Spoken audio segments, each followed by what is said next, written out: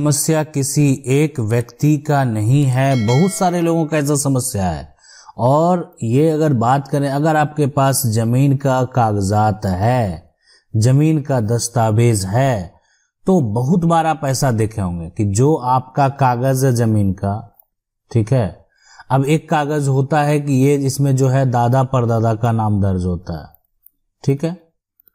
एक कागज ये होता है कि इसमें जो है आपका नाम दर्ज है। आप मान लेते हैं सरकार के नजर में आप उसके उत्तराधिकारी हैं, जो दादा परदादा की जमीन है, जो दादा परदादा की संपत्ति है, तो उसमें आपका नाम दर्ज होता है या पहले से आपका नाम दर्ज है। अब सबसे बड़ा समस्या क्या उत्पन्न होता है कि जो आप मान लेते हैं आपका नाम दर्ज है, तो सरकार का जो दस्तावेज है उसमें जो नाम है, ठीक है, उसमें नाम आपका मान लेते हैं विजय है, ठीक है। अब लेकिन आज आप पढ़े लिखे, अपना जो आइडेंटिटी है, आपका जो पहचान है, ठीक है, उस केस में मान लेते हैं आपका नाम जो है पप्पू है, ठीक है। तो अभी सर आपका नाम जो है, ठीक है, पहले आपका नाम विजय और आज आपका नाम जो है पप्पू के नाम से दर्ज है। तो होता क्या है, होगा क्या, तो चलिए समझने का प्रयास ये करेंगे कि अगर ऐसा है, ये समस्या है कि आज आपके दस्तावेज में पप्पू नाम दर्ज है, अब आप तो विजय हुए नहीं, इसलिए कि आपका पहचान नाम का कौन सा है, आपका आइडेंटिटी, आपका आधार कार्ड, आपका वोटर आईडी कार्ड, आपका राशन कार्ड, आपका ड्राइविंग लाइसेंस, तो ये सब एक पहचान है। आपको आपके नाम का पहचान दिलाता है कि आप कौन हैं, कहाँ से जुड़े हुए हैं, कहाँ आपका घर है, कौन सा आपका एरिया है, सबका एक पहचान है। और उसमें अगर आपका नाम ही पूरा गलत हो जाए तो दिक्कत तो होगा है। तो आपको जो पहचान पत्र है, ठीक है, जो पहचान पत्र है उसमें क्या करा लेना है कि आपका नाम पहले जमीन का जितना दस्तावेज है उसमें अगर आप चेंज कराएंगे तो बहुत मुश्किल का सामना आपको करना पड़ेगा। तो विजय कुमार जो है और साथ में जो है ना यहाँ पे उर्फ में दूसरा नाम जो है यानी पप्पू कुमार या पप्पू रख सकते हैं। इससे क्या होगा कि आप दोनों नाम के जो व्यक्ति हैं आप ही हैं, तो इसलिए दिक्कत नहीं होगा, आपका काम चल जाएगा, समस्या उत्पन्न नहीं होगा। आज जो सवाल है ये कह रहे हैं सर एक सुझाव दें, किसी व्यक्ति के नाम से बचपन में ही जमीन खरीदा गया राम के नाम से और उसका नाम राम, परिचय पत्र मोहन के नाम से है, आधार से लेकर सभी तक का, तो जमीनी दस्तावेज में जो है राम, बाकी सभी परिचय पत्र में मोहन है। तो अभी एक ही उपाय हो सकता है कि जो है मोहन को उर्फ करके राम भी बना दिया जाए, तो हो सकता है ये काम चल जाएगा फिलहाल। नहीं तो सारे को चेंज कराना वो एक काफी मुश्किल का जो है वो कार्य होगा। सवाल है कि सर जैसे कि मेरी जो है यहाँ पर दादाजी की मृत्यु होने के बाद उनके वंशज जमीन मेरी दादी के नाम से जो है हुआ, वैसे उनके बाद मेरे पिता का होना चाहिए। बिल्कुल, देखें सीधी सी बात है, दादा के बाद ही पिता का हो जाता है, ठीक है। किसी कारणवश अगर दादी के नाम से अगर हो गया तो भी दादी के बाद जो उनके बच्चे होंगे वो उनके नाम से संपत्ति ट्रांसफर होगा। अगर दादी की मृत्यु हो जाती है या दादी जीवित भी हैं, जीवित होने में क्या होगा कि दादी को भी नो ऑब्जेक्शन चाहिए कि उनको किसी तरह का कोई आपत्ति नहीं है। अगर उनके नाम से है तो आप उनके नाम से ट्रांसफर करा रहे हैं, अन्यथा जो है आप जो है दस्तावेज तैयार करके आप जो है अगर दादी की मृत्यु हो गई है तो मृत्यु प्रमाण पत्र वंशावली के साथ आप उसको ट्रांसफर करवा सकते हैं। सवाल है कि अगर कोई अपना घर पीछे बनाया हो और उसको जो रास्ता मिला है उस रास्ता पर जो है साइड से कोई घर का जो है यहाँ पर लिंटर दे रहा है, उसको कैसे रोक सकते हैं? वो रास्ता सिर्फ पीछे वाला को मिला है, अगर वो छत का किनारा देगा तो अपना जमीन में देना चाहिए और वो ऐसा नहीं कर रहा है।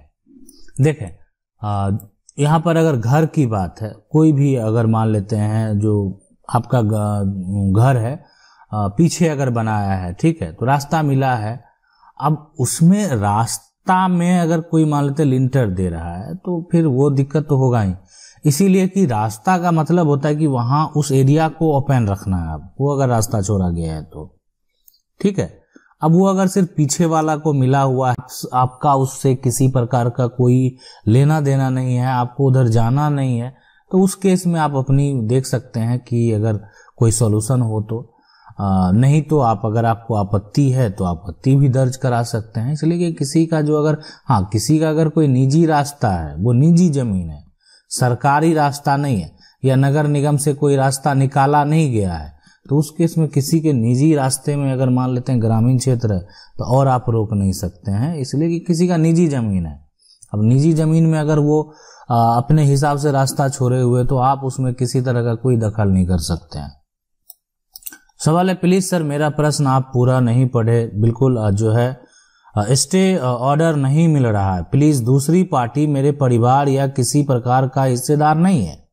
सर मेरा टाइटल सूट केस चल रहा है, दूसरी पार्टी केवल हाजिरी लगा रही है, 5-6 तारीख से जमीन मेरा खतियानी है, एक प्लॉट में जो है दूसरी पार्टी के पूर्वज के नाम दिया है, ठीक है, बकब्जे करके, लेकिन लगान हम लोग भुगतान कर रहे हैं। अभी तक कुछ जमीन में पुरानी जो है करकट की जो है बथान है, जैसा अभी कब्जा उन्हीं लोगों का है, और वे लोग नया मकान जो है का नींव बना दिया है, काम चालू है, और वे लोग जो है कोर्ट में अपना पेपर भी जमा नहीं कर रहे हैं, कोर्ट से ज्यादा दिन समय लेकर टाल मटोल कर रहे हैं। 80% जमीन उपजाऊ है, स्टे ऑर्डर के लिए कोर्ट से हम अपील किए पर स्टे ऑर्डर नहीं मिल रहा है। देखें यहाँ अगर आप चाहें तो अभी फिलहाल कोर्ट का जो भी स्टे है उससे पहले आप थाना, अगर कोर्ट में अगर केस है, थाना में जो है FIR दर्ज कराइए, ठीक है। अगर थाना के द्वारा नहीं सुना जा रहा है तो आप DSP SP भी आवेदन कीजिए। इसीलिए अभी अगर उस पर केस चल रहा है तो रोक लगाने का काम जो है उनका है, वो रोकेंगे। इसलिए कि जब किसी भी जमीन पे विवाद है, आप जाके आप उसको रोकने का प्रयास कीजिए, आप उसको घर नहीं बना दीजिए, ठीक है। बाद में फैसला जो होगा नहीं होगा वो बात की बात है, लेकिन अभी फिलहाल आपको ये प्रक्रिया करना चाहिए, आपको किसी भी तरह से जो है उनको रोकना चाहिए। इसीलिए कि उस पे विवाद है, उस जमीन पे जो है कानूनी विवाद। जिस समय प्रशासन के लोग अगर इंक्वायरी करने आएंगे उस समय आपके पक्ष के 1-2 लोग रहे होने चाहिए जो ये बात स्पष्ट करें, और साथ में आप जो FIR करेंगे उसके साथ आप अटैच कर देंगे आपका कोर्ट का जो नकल है, जो केस का आपका नंबर है, वो सारा कुछ मेंशन करेंगे। सवाल है कि सर हमारी पत्नी आज से 13 साल पहले मुझे छोड़कर दूसरे के घर बैठ गई। आज मेरा और मेरी पत्नी का जो है यहाँ पर के सामने प्रधान के सामने लिखा पढ़ी हो गई, साइन अंगूठा भी हो गए। वह अब दूसरे के साथ राजी खुशी से रहेगी। मैंने अभी तक दोबारा शादी नहीं की। अब 13 साल बाद मेरी पत्नी मुझसे FIR दर्ज करा दिया है। मेरे दहेज के बर्तन मुझे चाहिए। क्या मुझे इस बर्तन देना पड़ेगा, जबकि इस बर्तन का इस्तेमाल हो चुके हैं और कुछ मैंने बेच दिए हैं। इस पर आपका क्या सुझाव है? जल्द से जल्द इसका सुझाव दें, क्योंकि मेरे पर FIR दर्ज है, पुलिस कभी भी पकड़ सकती है। इसका रिप्लाई 2 घंटे में जरूर दें। देखें बहुत परेशान हो।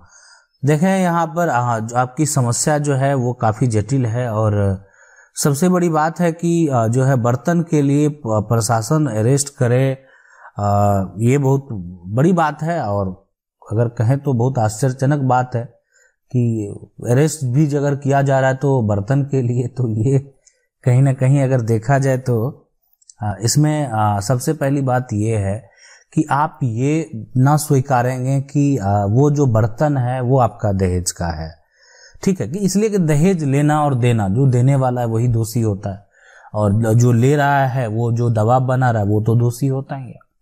तो इसीलिए ये इस तरह का ये बेबुनियाद बातें हैं, और ये एक तरह से बोल सकते हैं परेशान। आप भी जो अगर मान लेते हैं थाना के द्वारा ऐसा किया जा रहा है तो आप उच्च अधिकारी के पास जो है जा सकते हैं, और क्या कहते हैं उसके खिलाफ जो है यहाँ पर कंप्लेन दर्ज करा सकते हैं कि आपको मानसिक तौर पे जो है परेशान किया जा रहा है, जबकि इस तरह का समस्या जो है पहले ऐसा कुछ हुआ नहीं है। इस तरह का किसी प्रकार का कोई बर्तन आपको पास है नहीं। सवाल है कि सर मेरे दादा के नाम से खतियान है, पर दूसरा आदमी जो है यहाँ पर इस बिना पे लिखा लिया है कि मेरे दादा को कुछ नहीं है, पर मेरे दादा के एक औलाद है, क्या वह जमीन मेरा हो सकता है? Please reply.